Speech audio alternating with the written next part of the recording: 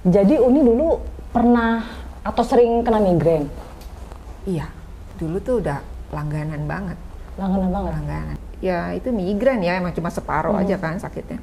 Sakitnya tuh kayak ada yang hantem gitu loh, saking sakitnya. Terus sembuhnya? Sembuhnya, ya setelah aku ikutan ketofastosis.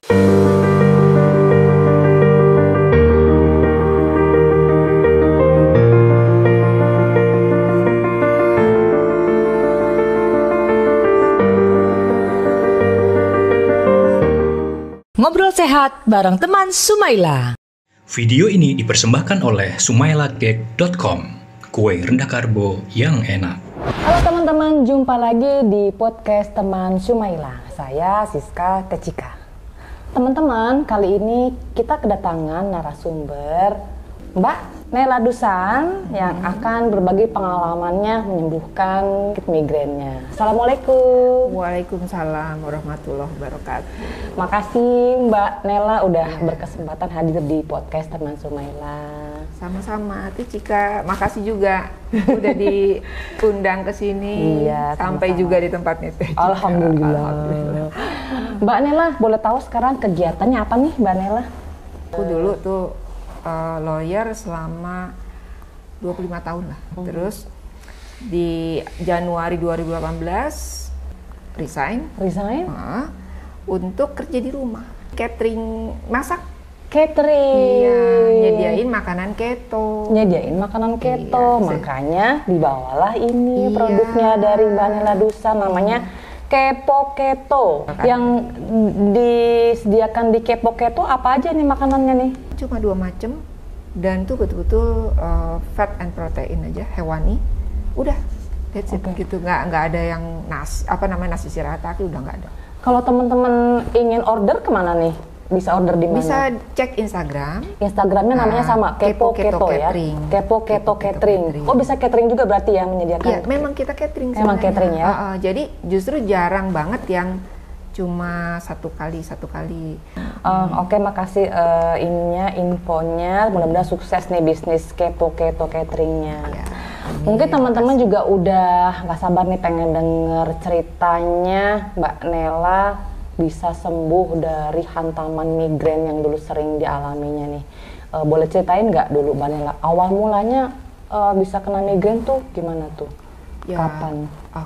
Aku sih udah nggak gitu inget lagi ya persisnya kapan gitu ya, karena kan aku keto aja Desember 2016. 2016.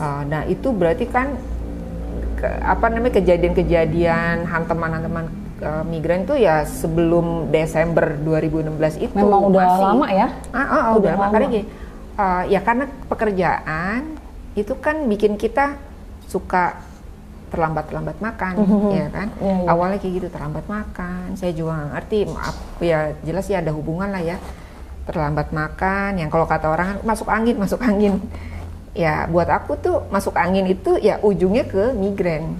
Pasti ending-endingnya migrain Iya, ya, sakit iya. kepala. Migrain itu kayak gimana rasanya tuh? Kayak yang sakitnya tuh kayak makin lama makin intensitas sakit itu makin kuat gitu. Di kepala sebelah mana? Keseringan sebelah kiri. Seringan sebelah kiri sampai ke leher. Ya hampir 1 tahun berarti aku tuh nggak ngerasain sakit migrain dan nggak inget.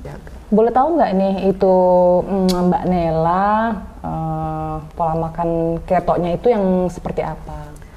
Kan keto tuh ada macam-macam ya, ketogenik secara umum tuh yang kita tahu ya. Iya. Nah yang dilakukan oleh Mbak Nela itu ketogenik apa? Aku ketofastosis. Ketofastosis. Ya. Ketofastosis itu Jadi kan ketofastosis ya kita menerapkan intermittent fasting. intermittent fasting. Ya kan dari jam 8 malam sampai jam 12 siang kan. Oh Kita itu nggak, intermittent fasting itu puasa berjangka atau ya, berkala betul. itu ya.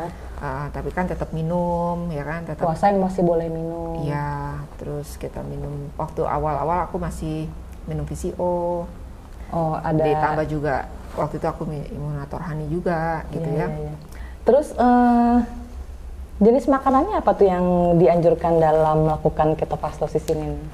Menunya tuh menu-menu induksi. Dibilangin menu induksi itu adalah makanan-makanan yang diutamakan hewani. Oh, lebih banyak Ya kan? hewaninya ya. Protein dan lemak hewani gitu. Aku tuh penyuka ya daging gitu. Jadi ya mantep banget gitu kan. Mungkin kalau aku penyuka sayur mungkin agak sengsara gitu. Tapi dari dulu pun emang nggak merasa memerlukan sayur gitu loh. Jadi aku kalau udah makan daging, pokoknya yang protein sama lemak gitu, udah aku merasa cukup. Oh, itu menu yang dianjurkan dalam fase yang tadi itu ya, pas induksi gitu itu loh. ya. Jadi diinduksi kayak begitu, jadi aku betah ngejalanin. Oh. Sampai sekarang aku masih induksi. Yang dianjurkan dikonsumsi dalam ketofastosis tuh kebanyakan apa nih jenis makanannya nih, Mbak Nela? Kayak ikan, daging. Oh, semua ayam. makanan yang dari hewan ya. Jadi banyak pilihannya. Kalau sukanya kambing apa ya, kayak aku suka kambing. Suka kambing ya. Jadi dari kantor bela-belain tuh ke sate kambing. Ada pantangan makanan nggak di dalam ketofastosis itu, Mbak Nela? Yang aku pahami dari protokol ya, yang pasti kan yang mengandung karbo dan juga gula. Ya, gula sendiri Karbo kan dan gula. Gula sendiri kan yang kita mesti waspadain kan banyak gitu kan. Ya di dalam karbo itu sendiri ada gula, ada glukosanya, terus ada di dalam buah tuh ada fruktosanya gitu. Karbo berarti nasi dong nggak boleh ya? Nasi dan teman-temannya semua itu yang sejenis yang mengandung karbo ya, padi-padian. Yang Semua beras nggak boleh ya? tepung-tepungan, ya apa namanya, terutama ya kayak terigu gitu kan, beras, terigu, beras, ketan. Gula pasir tadi juga ya? Ya gula pasir atau mie, kentang, roti, itu ya, udah nggak sama sekali? Enggak. Nah, apa namanya ya, itu yang aku tahu sih dulu begitu kan. Jadi kita jagain itu banget gitu, kita nggak mau. Tapi aku udah happy sih dengan bisa makan daging sama ayam. Aku sepanjang nggak dilarang itu sih seneng banget. Ya. Jadi udah nggak pernah kumat lagi migrainnya ya? Enggak. Ya, terus segala macam sinusitisnya juga tadi katanya ada sedikit sinusitis. Sinusitis aku itu kan periksa ya. Memang aku pernah diperiksa karena ada, ya itu sakit, sempet situ yang makanya si migrain itu sempet periksa gitu kan, kenapa gitu. Nah malah yang ketahuan aku ada sinus di bagian sini. Cuma karena aku merasa yang pasti nggak mau operasi. Kan kalau ditanya gimana caranya, ya ini harus dioperasi. Operasi itu adanya dia di sini gitu ya, katanya di daerah sini. Gimana caranya? Gimana operasi gitu. Terus dan aku kan pernah lihat kakakku operasi sinus kayak gimana, teman aku pernah gitu. Jadi itu yang di dalam hidungnya tuh penuh dengan tisu, apa ya, bekas operasinya itu kan. Hanya serem ya? Gak mungkin ya gitu ya, gue mau jalanin itu. Jadi aku merasa gini, oh dia nggak terlalu mengganggu sih, kecuali kondisi tertentu mengganggu banget gitu. Tapi ya setelah yang satu itu juga, kondisi itu juga bisa diatasin, aku nggak terlalu prioritasin lagi untuk sinus ini gitu. Jadi sinus aku nggak ke dokter lagi juga nggak, karena aku takut operasi. Jadi ya udah nggak dijalani. Nah cuma ya itu kalau sinus tuh kan persoalannya tekanannya. Iya. Karena aku juga dulu pernah baca nih teman-teman ya, buat teman-teman yang mungkin juga perlu memeriksakan sinusnya ya. Katanya kalau punya gejala seperti sering sakit kepala, migrain, terus batuk yang nggak sembuh-sembuh, terus pilek yang suka nggak sembuh-sembuh juga, itu bisa indikasi ada gangguan di saluran nasalnya atau rongga sinusnya ya. Dan ternyata setelah Mbak Nela memeriksakan migrainnya, diketahui memang ada sinusnya. Cuma jenisnya mungkin yang nggak karena nggak disadari, berarti nggak pernah keluar ingus dong ya? Aku makanya jadi aku tuh nggak punya problem kayak gini aja. Ini sekarang kalau lagi nggak kena flu, nggak ada alasan untuk keluar ingus. Oke. Ya kan? Kecuali makan pedes, ya kan itu pasti deh. Keluar, aku pasti akan kumat lagi. Dan waktu sempat latihan, banyak latihan di lapangan gitu ya, aku lari atau apa, itu aku bisa keluar terus ingus. Jadi kayak lumer kali ya, Iya, ngerti deh. iya. Tapi posisinya itu, sinusnya aku itu kayaknya bukan di daerah sini. Kalau dokter bilang tuh di daerah sini, Iya, di dekat karena ada salurannya ya untuk saluran dari ini rongga-rongganya. dari batang ini nih di daerah sini nih. Di Sinus atas aku ya. tuh di daerah sini. Nah, kalau untuk hari-hari kita di sini gitu nggak ada masalah. Kalau lagi pilek, lagi flu gitu ya, ya udah aku biasa. Sebagaimana kalau memang kenanya di pilek, kan flu itu kan bisa jadi dua kan, batuk atau ke pilek ya kan. Jadinya kemana nih gitu kan. Nah kalau aku jadinya ke pilek, normal aja. Ya keluarin ingus karena lagi flu. Sampai nanti berhenti sendiri. Nah tapi problem besarnya itu kalau lagi di udara. Kenapa tuh? Kalau kita naik pesawat, kapten nih bilang sebentar lagi kita akan turun, ya kan? Kita akan turun dari ketinggian 30.000 gitu kan. Sekarang kita ketinggian 30.000, kita akan turun menuju bandara ini dalam waktu sekian menit gitu. Abis dia matiin tuh mic-nya, kan dia langsung nurunin. Iya. Aku itu nightmare mulai itu. Kenapa tuh? Jadi emang sesuai sih dengan letak sinus aku ya. Jadi itu di sini, di ujung sini atau ujung sini tuh kayak ditusuk pakai kuku sekuat-kuatnya. Aduh sakit banget dong. Sakit banget, benar-benar sakit ditusuk. Tapi mata ya, bola mata itu seperti didorong sekuat-kuatnya. Terus itu sampai nahan sakitnya tuh sampai nangis. Sampai keluar mata. Nggak bisa, iya saking sakit gitu kan nangis. Terus dan di sini keluar nih. Apa itu? Urat. Oh, uratnya sampai keluar ya? Keluar. Saking ini kan nggak ada urat ya? Iya. Aslinya kan nggak ada kan? Iya. Kalau aku lagi kena itu serangan itu di udara gitu, itu langsung, sakitnya nggak tertahankan gitu ya. Sampai ini mata tuh kayak mau, aku sampai pegangin gini kan, nggak tahu mau diapain gitu, cuma pegang-pegang gini. Dari sakitnya awal kayak nyut gitu, nyut tapi kayak dicubit tapi nggak dilepasin lagi, makin kenceng. Aduh sakit banget. Sakit banget, dan itu sampai emang orang bisa lihat di sini tuh Uratnya keluar. Nyembul gitu. Terus gimana dong itu? Ya waktu itu ya aku kayak orang bingung kan gitu, kok kenapa ya, masih nggak ngeh loh kalau itu kaitannya sama sinus kan. Jadi tiap kali pergi naik pesawat aku jadi takut, aduh gimana nih ntar turunnya gimana, Takut kena lagi serangan itu ya, sakit naik itu. bisa turun nggak bisa.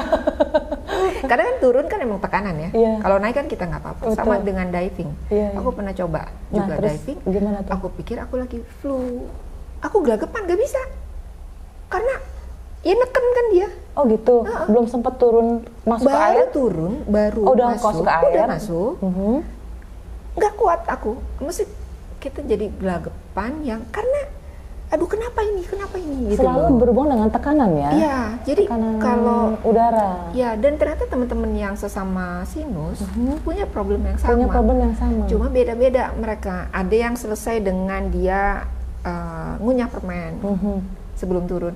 Mungkin tergantung di mana posisi sinusnya. Iya, di rongga mana, di Iya. sebelah. Nah kalau ini dia kemana? Kan buntu.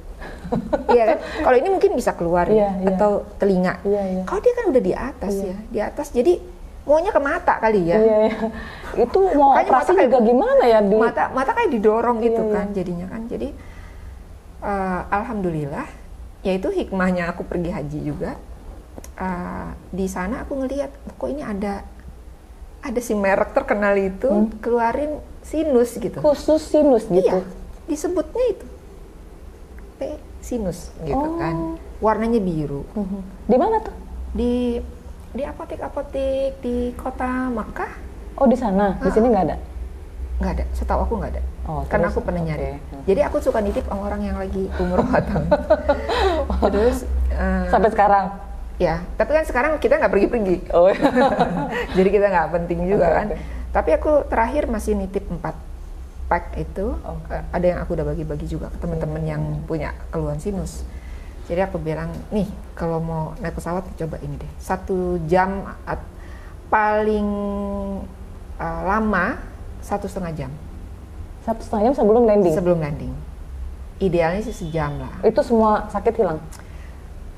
Hilangnya tuh gini, jadi pada saat aku minum ya aku tuh ngerasain ini, kayaknya tuh pundak aku langsung kayak ces gitu. Plong? Kayak ada kayak udaranya gerak gitu. Jadi kayak ces. Dan itu bertahap gitu loh. Oh, langsung kerasa sini, terus tengkuk ya sini. Dan di saat-saat yang abis kapen yang ngomong kita mau mendarat gitu, aku tungguin nggak apa-apa. Sampai mendarat, alhamdulillah aman. Oh, alhamdulillah. Ya.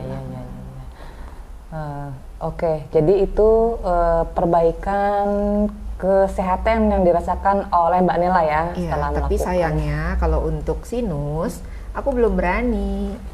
Belum beraninya mencoba membuktikan.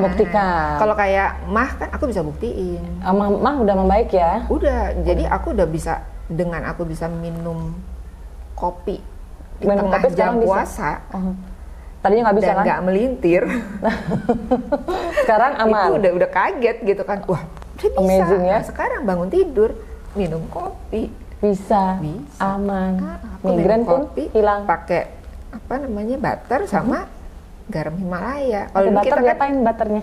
Dicemplungin aja butternya itu. Terus campurin garam Himalaya. Jadi gurih kan. Oh iya. Kopi gurih. Kayaknya emang aneh sih kali ya. Kopi gurih. Orang kalau kita masuk agak aneh gitu minumannya. Tapi emang itu enak. Iya. Enak banget. Jadi hilang ya, migrain hilang. Iya. Alhamdulillah. Itu bisa dibuktiin lah ya. Bisa dibuktiin. Kalau sinus aku belum bisa buktiin karena nggak berani. Soalnya itu gimana kan udah tahu rasa sakitnya kan. Jadi mungkin nanti kapan-kapan nanti kalau udah bebas traveling ya. Boleh bebas udah bebas traveling dan nanti pastinya aku ceritain. Oke, itu teman-teman tadi sharing yang sangat menarik dari Mbak Nela sembuh dari migrainnya dan keluhan di badannya yang banyak sekali setelah melakukan perubahan pola makan ya. Dan jadinya langsing. Jadinya dan bonusnya langsing. Pola makannya apa tadi? Ketofastosis.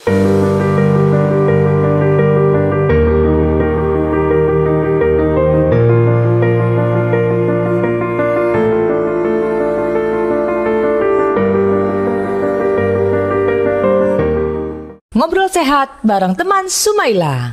Video ini dipersembahkan oleh sumailacake.com, kue rendah karbo yang enak.